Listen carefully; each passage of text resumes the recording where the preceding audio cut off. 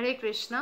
भक्ति रसामृत सिंधु अध्याय 18 भाव प्रेमी का चरित्र।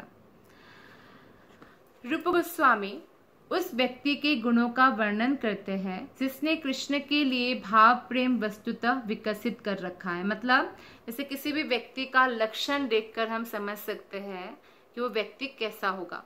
किसी के जब शरीर में बीमारियां आती है तो लक्षण देखकर डॉक्टर बता देते हैं कि क्या बीमारी है और दवाई भी दे देते हैं। ठीक उसी प्रकार से कुछ लक्षण बताया है, कुछ गुण बताया है जिन्होंने भाव प्रेम विकसित किया है। ऐसे भक्त कैसे होते हैं? ऐसे भक्त हमेशा भगवान कृष्ण की भक्ति में समय लगाने के लिए उत्सुक रहते हैं। जैसे कि वो ऐसे सोचते हैं कि मेरा सारा समय कृष्ण के लिए है, तो उत्सुक रहते हैं और कभी भी निष्क्रिय नहीं रहना चाहता। वो आलस्य में या निष्क्रिय कुछ भी भगवान की सेवा के बिना खाली बैठे रहना वो नहीं चाहते हैं। वो चाहते हैं कि मेरा 24 घंटा में निरंतर कृष्ण की कुछ ना कुछ सेवा में लगा रहूं। इसका मतलब उनके जो है भाव भक्ति का जो है विकास हो चुका है उनके हृदय में। दूसरा गुण है कि वो सदैव गंभीर रहते, भक्ति के मामले में बहुत सिंसियर रहते हैं और बहुत अध्यवसायी होते हैं। उसके लिए वो परिश्रम कर सकते हैं।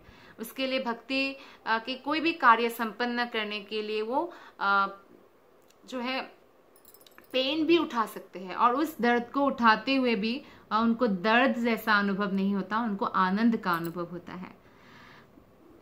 और तीसरा है जो भी भौतिक आकर्षण है, इस संसार में बहुत भौतिक आकर्षण है, धन का जो है धन संपत्ति या नाम यश, बहुत सारे अलग अलग आकर्षण होता है इंद्रिय तृप्ति का। तो वो समस्त भौतिक आकर्षणों से विमुख रहता है, उनका मन आकर्षित होता ही नहीं है। तो इसका मतलब है वो कि भाव प्रेम विकसित कर चुके हैं। वो अपने कार्यों के बदले किसी प्रकार के भौतिक सम्मान की कामना नहीं करते हैं कि जो भी वो सेवा करते हैं, कार्य करते हैं, वो कोई भी सम्मान की आशा नहीं करते या क्रेडिट लेने नहीं जाते हैं। या कोई अगर किसी सेवा को उन्होंने बहुत अच्छे ढंग से निभाया और कोई अगर क्रिटिसाइज भी कर दे तो उससे उनको कोई विचलित नहीं होता मन, क्योंकि वो अपने सेवा को परफेक्टली करने में ही लगे रहते हैं कि कृष्ण की प्रसन्नता के लिए जो है मैं गुरु की प्रसन्नता के लिए सेवा को बहुत अच्छे से करूं और हर समय मुझे सेवा मिलती रहे, और कोई भी भौतिक सम्मान की वो आशा नहीं करते हैं। कृष्ण और गुरु की कृपा की आशा करते हैं लेकिन भौतिक सम्मान की आशा नहीं करते हैं। पांचवा है उससे विश्वास रहता है कि कृष्ण उस पर सदैव दयालु होंगे, भले ही कितना ही विषम परिस्थिति आ जाए, एकदम विषम। तो ऐसा नहीं सोचते क्या भगवान मुझसे रूठ गए, क्या भगवान मुझसे कठोर हो गए, तो भगवान मेरे साथ ऐसा क्यों कर रहे हैं। तो ये सब नहीं सोचते हैं वो। जैसे कई लोग भगवान को ही दोष देते हैं, भगवान अंधे हो गए, मैंने इतना पूजा किया, तुमने मुझे क्या दिया। ये सब नहीं करते। परीक्षित महाराज को 7 दिन के अंदर मरने का श्राप मिला, उन्होंने भगवान को नहीं कोसा, भगवान को धन्यवाद कहा कि अच्छा हुआ, अब मैं जो है राजकाज के काम में इतना व्यस्त रहता था, अब मैं राजकाज जो है पूरी तरह त्याग करके पुत्र को देके जो है भगवत कथा सुनने के लिए वो चले गए। तो भगवान कृष्ण के ऊपर पूरा विश्वास रखते हैं भाव स्तर तक जो उन्नत भक्त होते हैं कि कृष्णा हर समय हर प्रकार से मेरे ऊपर सदैव दयालु होंगे। कृष्णा सभी भक्तों पर दयालु है। नेक्स्ट है कि भगवान की निष्ठा पूर्वक सेवा करने के लिए सदैव उत्सुक रहता है, बहुत ही ऑनेस्ट कंट्रीब्यूशन रहता है, उत्साह तो भरमार रहता है हृदय में। तो वो भाव स्तर तक पहुंच गए हैं। वो भगवान के पवित्र नामों के कीर्तन में ही मग्न रहता है उनका मन, और उनका जो है जीवा कृष्ण के कीर्तन में व्यस्त रखते हैं। वो भगवान के दिव्य गुणों का कथन करने के लिए सदैव उत्सुक रहते हैं। तो हमारे जैसे संसार में हम 3 प्रकार की बातें करते हैं, या तो हम खुद के बारे में बातें करते हैं, या हम दूसरों के बारे में बात करते हैं, या कृष्ण के बारे में बात करते हैं। जब हम खुद के बारे में बात करते हैं तो कई बार क्या होता है, हम चीजों को बढ़ा चढ़ा कर बोलते हैं, तो इससे लोग तारीफ करते हैं तो हमारे अंदर अहंकार बढ़ता है। जब हम दूसरों के बारे में बात करते हैं या तो अच्छा बोलते हैं या बुरा बोलते हैं। अगर अपना पुत्र है, कोई अपना है, अपना बहुत प्रिय है, तो हम अच्छा बोलते हैं, और कोई अगर हमारा शत्रु है तो हम बुराई करते हैं। अगर बुराई करते तो हमारे हृदय में द्वेष बढ़ता है जो भक्ति में बाधक है। और अगर हम बहुत तारीफ करते, गुणानुकीर्तन करने लगते हैं किसी अपनों का, तो उसके प्रति मोह बढ़ जाता है, वो भी भक्ति में बाधक है। तो तीसरे प्रकार की बात करते हैं जो महान संत महात्मा करते हैं, कृष्ण भक्त करते हैं, हमेशा कृष्ण के बारे में बात करते हैं। तो ऐसे भाव स्तर तक उठे हुए व्यक्ति कृष्ण के दिव्य गुणों के वर्णन हमेशा करने के लिए उत्सुक रहते हैं। वो ऐसे स्थान पर रहने में प्रसन्न रहता है जहां भगवान ने लीलाएं की थी, जैसे मथुरा वृंदावन में रहना उनको बहुत अच्छा लगता है, द्वारका में रहना उनको बहुत अच्छा लगता है। तो ऐसे स्थान में रहकर वो बहुत प्रसन्न रहते हैं। तो ये भाव स्तर के भक्त हैं। नेक्स्ट पॉइंट आता है यहाँ पे कि समय का सदुपयोग, अव्यर्थ कालत्वम। जिस अनन्य भक्त ने कृष्ण के लिए भाव प्रेम विकसित कर लिया है, वो सदैव भगवान की प्रार्थना करने में अपने वाणी को लगाता है। वो सदैव इस बात पर ध्यान रखते हैं कि कहीं मेरा एक भी क्षण कृष्ण को स्मरण किए बिना या कृष्ण की सेवा किए बिना तो नहीं निकल गया, ये मेरा बहुत बड़ा लॉस हो गया। जैसे लोग धन का हानि होते हैं तो बहुत बड़ा लॉस मानते हैं, या परिवार परिजन किसी का हानि होता है तो बहुत बड़ा लॉस मानते हैं। लेकिन भाव स्तर के जो भक्त होते हैं उनका एक क्षण भी अगर कृष्ण के भक्ति के बिना चला जाता है तो बहुत बड़ा लॉस मानते हैं। वो समय का सदुपयोग करते हैं और भगवान से प्रार्थना करने में अपने वाणी को लगाता है। वो मन के भीतर कृष्ण का सदैव चिंतन करता रहता है और अपने शरीर को या तो अर्च विग्रह के समक्ष नतमस्तक होकर नमस्कार करने में या अन्य किसी भक्त की सेवा में लगाता है। तो मन में तो कृष्ण के चरण कमल हमेशा उस चिंतन करते रहते हैं और शरीर से भी वो भक्त की और भगवान की सेवा में अपने शरीर को लगाते हैं और उसके लिए वो परिश्रम करते हैं।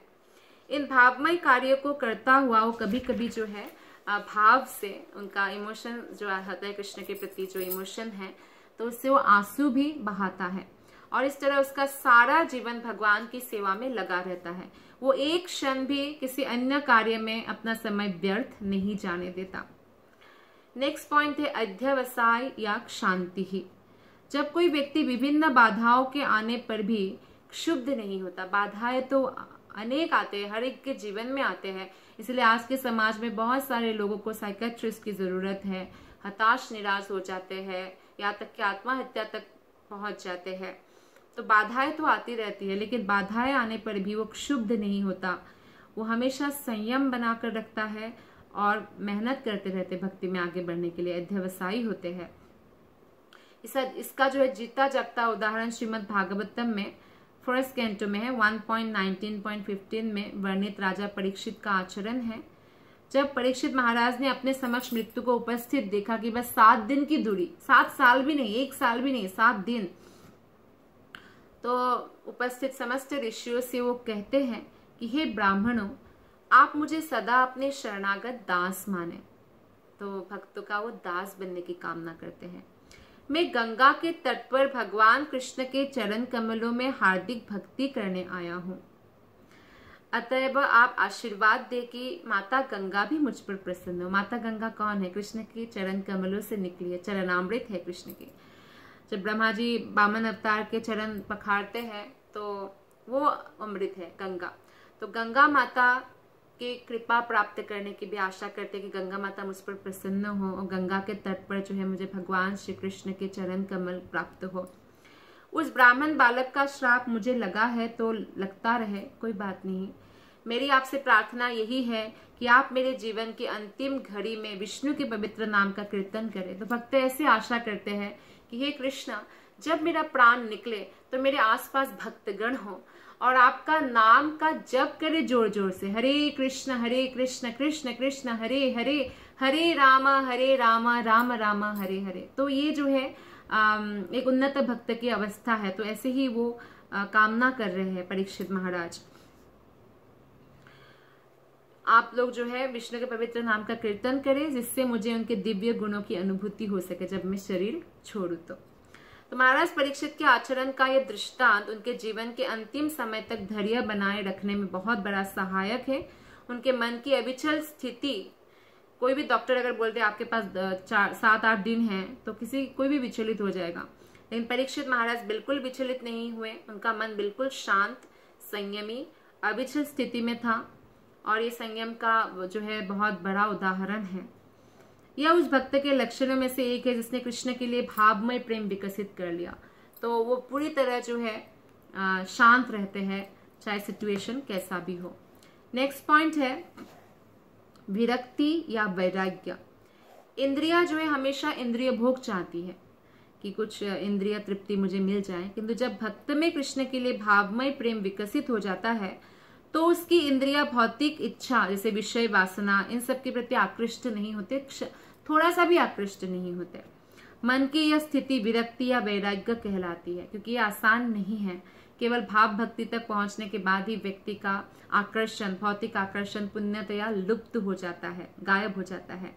इस विरक्ति का उत्तम उदाहरण है राजा भरत। राजा भरत के चरित्र श्रीमद् भागवत में 5वां स्कंद में 14.43 श्लोका में कहा गया है कि महाराज भरत कृष्ण के चरण कमलों के सौंदर्य से इतने आकृष्ट थे कि उन्होंने अपने तरुण अवस्था में ही अपने परिवार, संतान, मित्र, राज्य आदि के प्रति समस्त प्रकार की अनुरक्ति को अस्पृश्य मल समझकर त्याग कर दिया और भगवान की भक्ति करने के लिए वो वन चले गए। तो ये बहुत बड़ा जो है वैराग्य का उदाहरण है।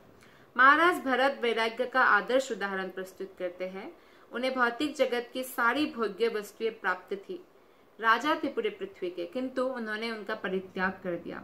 कुछ मिलने के बाद परित्याग करना इतना आसान नहीं है। नहीं आया हमारे जीवन में तो परित्याग करना फिर भी थोड़ा आसान है, लेकिन मिलने के बाद परित्याग करना, क्योंकि वो भौतिक चीजों से व्यक्तियों को मोह हो जाता है, तो इसका मतलब वो बहुत बड़े वैरागी थे।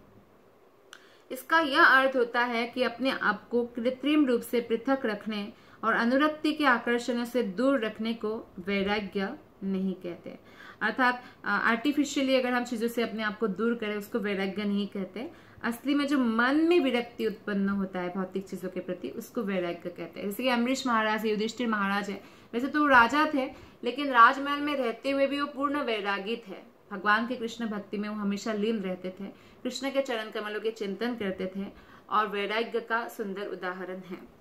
तो इस तरह से हम भी घर में रहकर भी जो है इस तरह से भौतिक आकर्षण से मुक्त होकर जो है भगवान के चरण कमलों को प्राप्त कर सकते हैं।